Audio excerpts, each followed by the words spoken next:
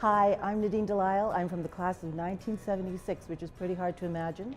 I've worked in advertising and public relations and communications just generally. I've done some teaching in CRECOM, and I'm so delighted to be back here with the CRECOMers this year. CRECOM in the 70s was very much like CRECOM now. I know it's hard to believe because that's ancient history. But when I think back and just being with you now, what I think of is everyone was kind of in the same boat. People were stressed about marks, they were stressed about assignments. We couldn't understand why we weren't getting A's and we were only getting C pluses or less. There were the same kind of groups of people and the same kind of clique. And you have this beautiful campus here at Notre Dame, and not at Notre Dame, we had the Notre Dame campus. But fundamentally, it was the same kind of people with the same kind of hopes and dreams, and people who were just so glad to be in the communications world.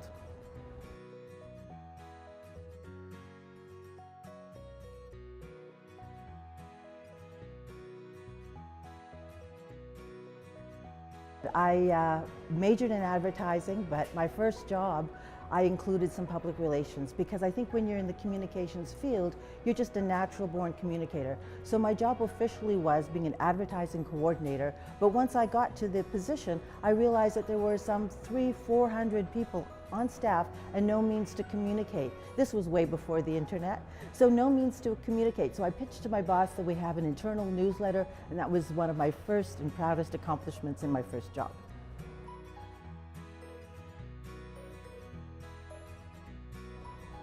Yeah, CRECOM in the 70s, I can tell you that my major project, and we did have IPPs at that time, was a long paper, a long feature piece on poverty and racism in the city. And I still remember the research that I did as if it were not so many years ago. We did radio, we did a lot of fun things. TV was like a treat. We didn't have the kind of TV studio you have now, the broadcast studio you have now. And you know that reel-to-reel tape machine that you have in the museum down in one of those rooms? We worked on that. That's how we edited.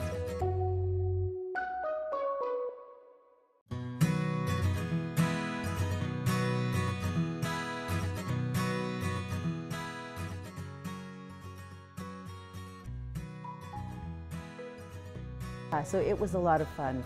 And then when I was working, there were some interesting projects, and if I can just digress and maybe tie in to a question about women at the time and sexism and so on. I was lucky enough to work with an art director who was also a woman, and we were doing some advertising and some paid work with men's underwear, with men in it. And we got a lot of flack for that because we hadn't airbrushed out certain parts of the models. And what I'm talking about are things like chest hair and male nipples. So we got into some interesting situations with that we had to respond to with the public.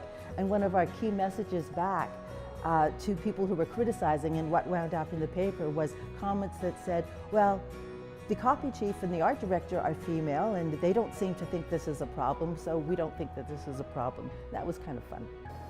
I'm Melanie Lee Lockhart, and I'm here to read to you a section of You and Public Relations, a guide for those considering public relations as a career, published by the Canadian Public Relations Society. It's an adaptation of the Public Relations Society of America Occupational Guide, Let's Consider Public Relations, copyright 1963. Public relations for women. Public relations affords considerable opportunity for women. Many women are attracted to it, and they frequently bring talents and interests to their work which are not easily duplicated by men.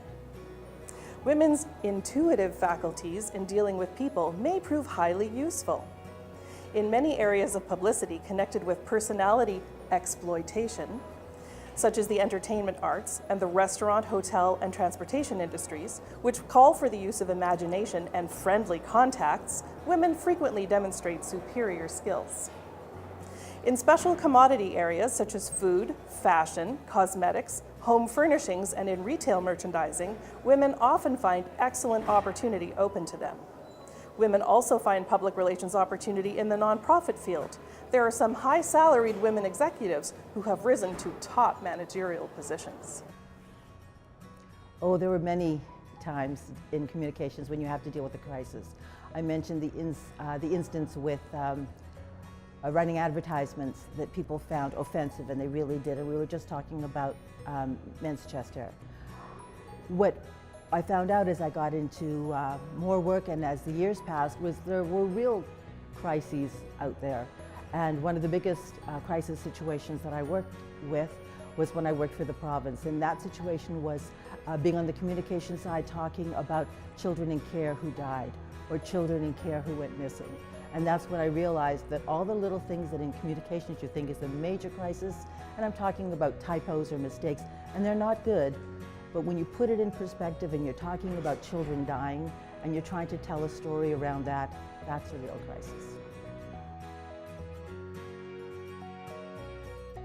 We were not told to focus on the storytelling, although the people that I knew working in communications really tried to do that.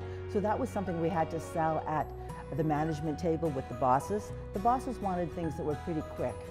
We called it quick and dirty. We wanted to talk about the stories behind things, and that was a struggle. I think we succeeded at sometimes, but it was always something that wasn't top of mind. Well, I was prepared for that kind of a question, and actually I was doing quite well in the 70s.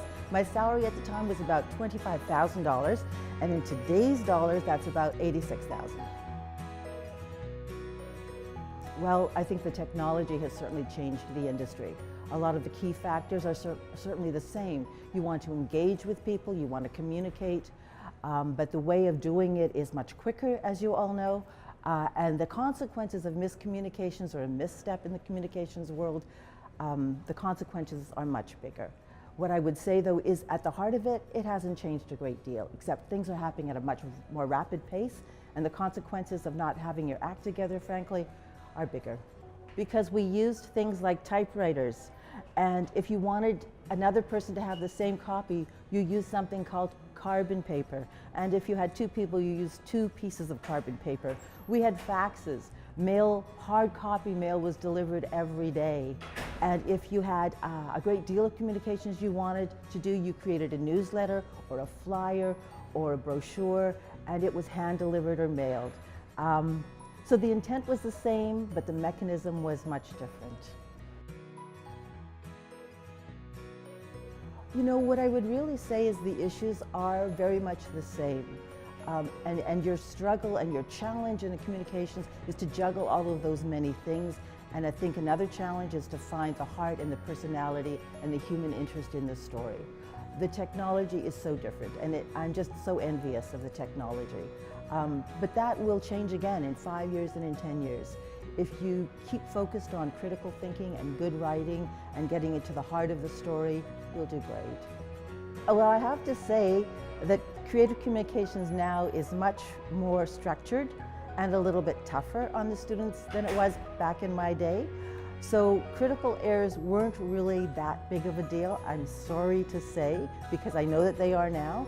The big deal that we had to deal with was trying to get A's when our instructors were only giving us C's.